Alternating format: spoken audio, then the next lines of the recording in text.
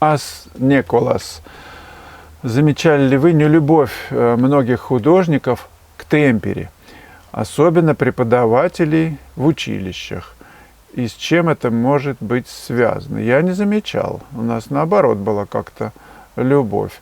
Я с этим материалом дружу с малых лет, но использовать его мне запрещали.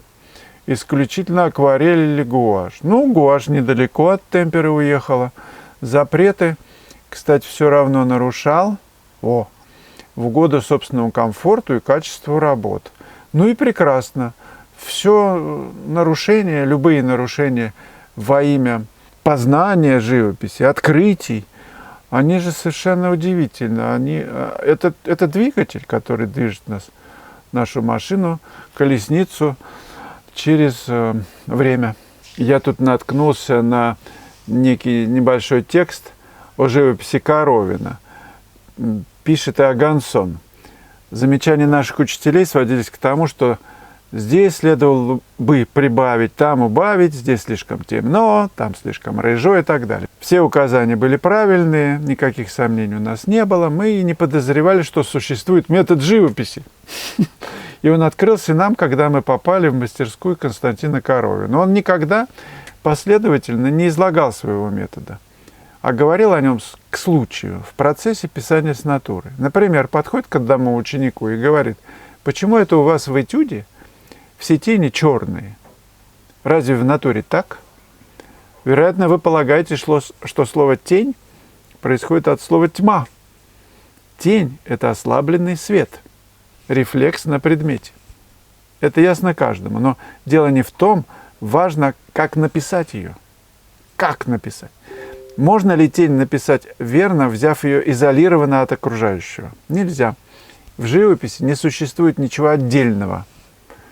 Чем точнее связь, тем красивее или красивее.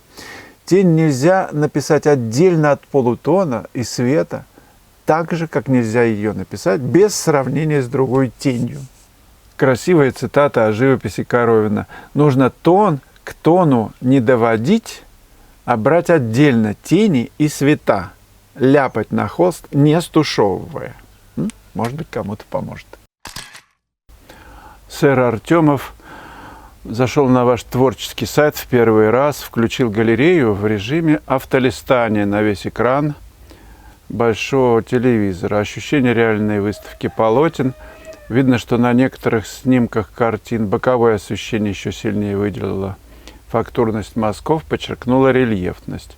И вот что я заметил при восприятии. Удивительный парадокс одновременного четкого видения крупных мазков и при этом видения живого мира внутри полотна. Потому что мозг, видя нужные ориентиры в ключевых точках восприятия, не может интерпретировать видимое иначе как реальность. И вот это щекочущее ощущение парадокса, сознание одновременной иллюзии и реальности создает восхищение, как у ребенка, наблюдающего за действиями фокусника. Знает, что его обманывают, но невозможно отделаться от восприятия настоящего чуда. Мне кажется, именно в этом волшебство импрессионизма. Вы очень красиво написали. Я много раз пытался донести, но, видимо, не так точно, как вы, то ощущение, когда художник создает такие работы. Спасибо вам. Действительно, обман зрителя, ты намеренно делаешь обман. Я говорил так, что я все время хочу показать, что это всего лишь краска. Но вот за этой краской, за созданием необычности сочетаний, которые уводят вас вот в щекочущее ощущение, да, парадокс у вас возникает, иллюзии реальности, совмещение двух в одном, но это и создает какое-то волнение внутреннее. Так что, это же, по сути, и есть ключ к пониманию того, что делает импрессионист в своих работах. Спасибо вам. Давайте вместе это использовать в наших работах, господа импрессионисты. От юзера еще очередного так много вопросов. Спрошу один из. Не нравится, как получилась работа. В какой-то момент начинаю выписывать, и незаметно прихожу к результату, к которому не планировалось.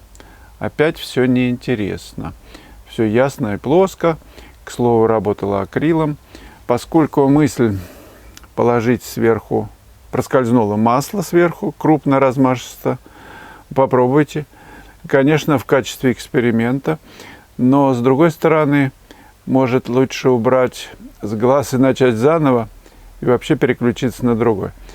Она меня мучает. Не отходи, говорит. Как же это сложно, товарищи, писать по-новому. Вячеслав, вам благодарности бесконечной. Спасибо вам. Ну, сложно, конечно, перестроиться, если на какое-то количество лет вы, значит, себя воспитывали, аккумулировали вот какую-то систему, да, живописи, ведения работы, и вдруг по-другому. Я в детстве помню, мне было интересно писать левой рукой. Более того, почти невозможно, значит, поставить, вот, ну, ты пишешь на бумажке, поставить зеркало и смотреть в зеркало, чтобы получалось. Ну, так и детские такие шифровки. Очень интересно, ты или ходить задом наперед, например. Ну, это проще, да? Бегать задом наперед, но сложнее чуть-чуть. Есть, например, непривычной рукой. Если вы правой идите, попробуйте есть левой. Вставать не с той ноги. Ну, условно говоря, все делать чуть-чуть не так. Для чего это нужно? Может быть, для того, чтобы сбить привычное восприятие. Вот, кстати, вот когда вы не можете увидеть тон, ведь есть гениальный, ну, два гениальных способа. Расскажу один. Наклониться просто вот так вот. И смотреть на пейзаж и на свой мотив боком на 90 градусов. Или наклониться и там смотреть через, ну, к коленям голову и смотреть туда-назад. То есть по-другому мы сразу с этой точки, мы сразу видим, привычность уходит. Так что писать по-новому, это писать непривычно. Кстати, попробуйте писать другой рукой. Ну, если правой пишете, напишите левой. Я уже как-то говорил, я был приглашен в Сербию на международный симпозиум, и там был один преподаватель живописи, по-моему, из Бельгии, из какой-то европейской страны, ну, со стажем таким большим. И он рассказал историю, что мы с учениками, он говорит, делали наброски. 15 минут, 10 минут, 5 минут. И потом я сказал, пишите теперь другой рукой.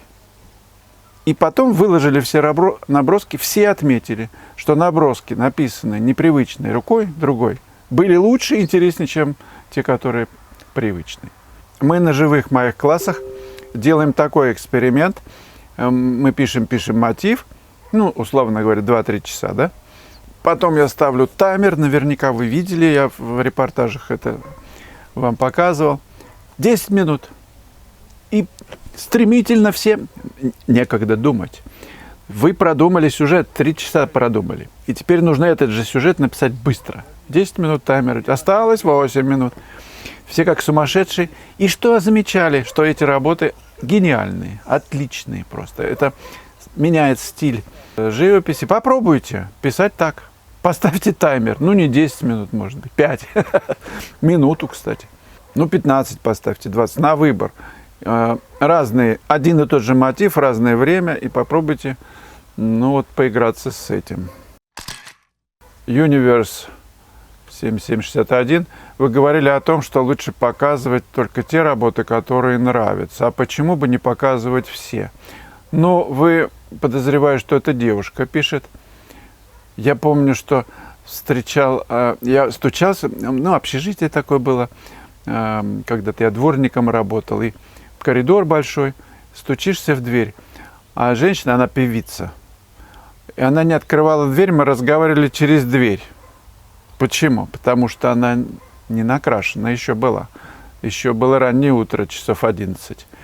Ей нужно было привести себя в порядок, все РСФ сделать, а потом уже она выходит. Ну а зачем показывать себя не в форме, например, в бигудях каких-нибудь, не накрашенных, как я не привык видеть. Или расстроились вы, например, раздраженная какая-нибудь, гневная там пена на губах, да?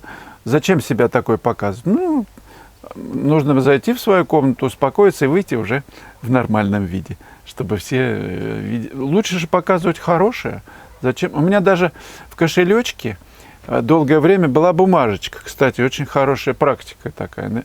На ней было написано «только хорошее». Ну, в кошелек часто заглядываешь. О, натыкаешься на эту бумажку. Только хорошее. То есть не произносить ничего дурного. Зачем? Друзья, не забудьте отметиться в журнале. Крестики, нолики, сердечки предпочтительнее.